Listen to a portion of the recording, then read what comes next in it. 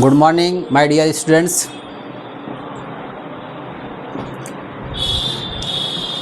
कल जो हम लोग टॉपिक पढ़े थे या बताया गया था अभी, वो था अकाउंटिंग साइकिल के बारे में।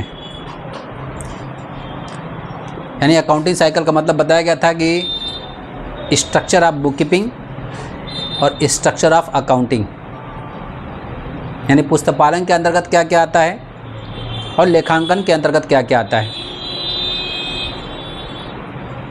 तो लेखांकन और पुस्तकालय के बारे में पहले भी एक बार बात हो चुकी थी, लेकिन उसके बारे में अब डिटेल अभी हम लोग कल बात किए थे। और आज हम लोग जो बात करेंगे वो बात करेंगे कि जो हम लोग बुक्स ऑफ अकाउंट तैयार करते हैं, लेखांकन तैयार करते हैं, इसको प्रयोग कौन करता है, इसका इस्तेमाल कौन करता है। हमने जनरल अकाउंट बना लिया, जनरल तैयार किया, लेजर बनाया, ट्रायल बैलेंस बनाया, ट्रेडिंग प्रॉफिट लॉस बनाया, बैलेंस शीट बनाई, कैश फ्लो बनाया, फंड फ्लो बनाया, रेशियो एनालिसिस किया, बजटरी बनाई, बजटरी कंट्रोल तैयार बनाया। ये सारे प्रोसेस जो किए जाते हैं, जो सारे काम किए जाते हैं, आखिर इसका इस्तेमाल कौन करता है, इसका प्रयोग कौन करता है, इसके यूज़र्स कौन हैं, जिसे हम लोग कहते हैं users of your books of account, या यूँ कह सकते हैं लेखांकन सूचनाओं के उपयोगकर्ता। लेखांकन सूचनाओं के उपयोगकर्ता यानी जो आपने बुक कीपिंग की है, जो आपने अकाउंटिंग की है, जो इन्फॉर्मेशन वहाँ पर रखी गई है, उसके यूज़र्स कौन कौन है, उसका उपयोग कौन कौन करते हैं, तो जिन्हें हम लोग क्या कहते हैं, लेखांकन सूचनाओं के उपयोगकर्ता। तो आइए हम आपको कुछ दिखाते हैं कि कौन कौन से लोग हैं जो इसको यूज़ करते हैं, जो इसको इस्तेमाल करते हैं। तो अकाउंटिंग डिस्क्लोज़र या अकाउंटिंग जो सूचनाएं या यूज़र्स जो हैं हमारे लेखांकन के और पुस्तकालय के जो प्रयोगकर्ता हैं, जो इस्तेमाल करने वाले हैं, वो दो तरह के हैं। एक तो इंटरनल यूज़र हो गए और दूसरे एक्सटर्नल यूज़र हो गए, यानी आंतरिक उपयोगकर्ता और दूसरा बाह्य उपयोगकर्ता। अब आंतरिक उपयोगकर्ता कौन कौन है, तो देखा गया सबसे पहले प्रोप्राइटर ऑफ बिजनेस, जो व्यापार का स्वामी है, मैनेजर जो व्यापार को मैनेज करता है, क्रेडिटर जिनसे हम माल उधार खरीदते हैं, लेंडर जिनसे हम पैसा उधार लेते हैं, एम्प्लॉइज़ जो हमारे वहाँ वर्कर हैं, काम करते हैं, ये सब इंटरनल यूज़र हैं। यानी जो हम बुक्स ऑफ अकाउंट तैयार करते हैं वो हमारे वहाँ कौन कौन से हैं, बिजनेसमैन हो गया, मैनेजर हो गया, क्रेडिटर हो गया, लेंडर हो गया, एम्प्लॉइज़ हो गए, ये हमारे इंटरनल यूज़र्स हैं। और इसी तरह से हमारे एक्सटर्नल यूज़र्स भी यहाँ पर हैं, जो बाहरी मतलब कि इस्तेमाल करने वाले लोग हैं। वो कौन लोग हैं, इसमें सबसे पहले आता है प्रोस्पेक्टिव इन्वेस्टर्स, भावी विनियोगकर्ता, यानी भविष्य में जो हमारी कंपनी में पैसा लगाना चाहता है, हमारी कंपनी का शेयर खरीदना चाहता है, हमारी कंपनी में डिबेंचर खरीदना चाहता है, बॉन्ड खरीदना चाहता है, हमारी कंपनी में कुछ पैसा लगाना चाहता है, तो हम लोग उसको इन्वेस्टर, ये बाहरी लोग हैं। टैक्स अथॉरिटीज़, जीएसटी डिपार्टमेंट है, इनकम टैक्स डिपार्टमेंट है, ये टैक्स जो अथॉरिटीज़ होती है वो भी हमारे बुक्स ऑफ अकाउंट को चेक करती है, वो भी हमारे बुक्स ऑफ अकाउंट को प्रयोग करती है, इस्तेमाल करती है, देखती है। इस तरह से फाइनेंशियल एनालिस्ट या फाइनेंशियल एडवाइज़र, जो हमारा फाइनेंशियल एडवाइज़र होता है, जो हमारे वित्तीय सलाहकार होता है, वो सलाह देने के लिए भी हमारे बुक्स ऑफ अकाउंट को देखता है। क्योंकि जब तक वो हमारे बुक्स ऑफ अकाउंट को देखेगा नहीं, उसकी स्टडी नहीं करेगा, उसके बारे में जांचेगा नहीं, परखेगा नहीं, तब तक वो हमको फाइनेंशियल एडवाइस कैसे दे सकता है, वित्तीय सलाह कैसे दे सकता है। तो जो हमारा वित्तीय सलाहकार होगा वो भी हमारा इस्तेमाल करता है। गवर्नमेंट, सरकार, तो सरकार भी बहुत सारी जगहों पर हमारा बुक्स ऑफ अकाउंट देखती है, चेक करती है उसको।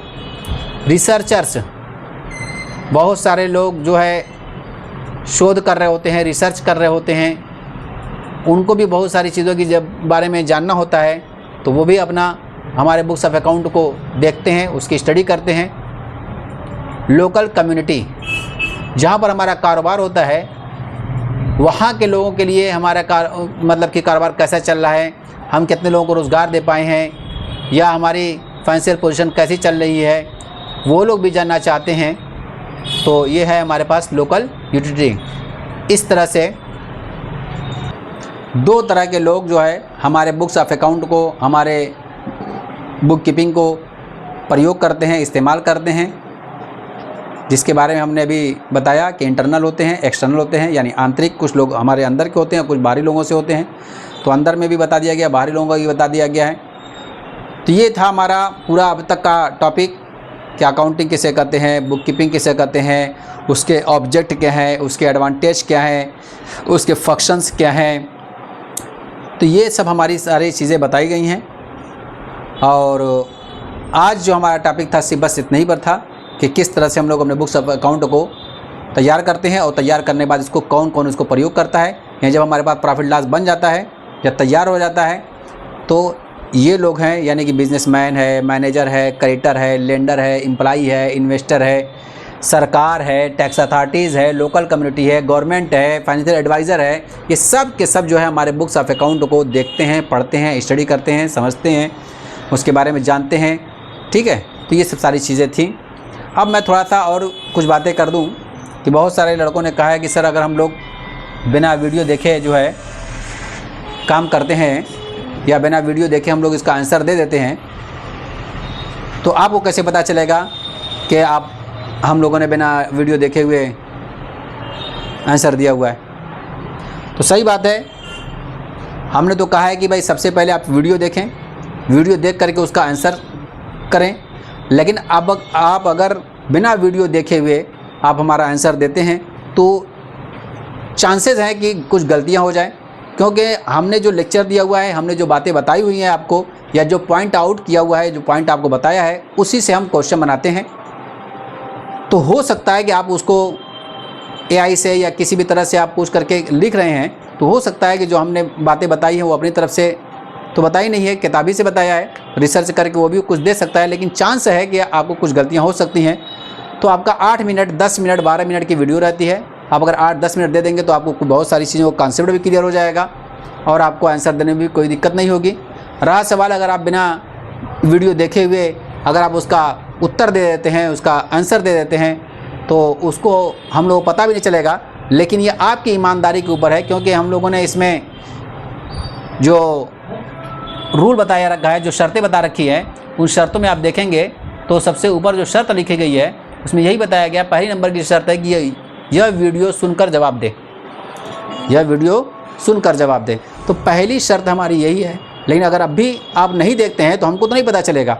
लेकिन ये जो है एक तरह से देखा जाए तो एक मोरल सी बात है कि आप हमारे साथ जो है एक तरह से हमको धोखा दे रहे हैं। तो हमको तो नहीं पता चलेगा, रिजल्ट भी आपका निकलेगा, हो सकता है कि आप फर्स्ट भी आ जाएं, सेकंड भी आ जाएं, थर्ड भी आ जाएं। लेकिन ये एक बात आपके अंदर रहेगी कि आपने मतलब कि किसी को धोखा दिया हुआ है, किसी को मतलब कि भरोसे को चोट पहुंचाई हुई है।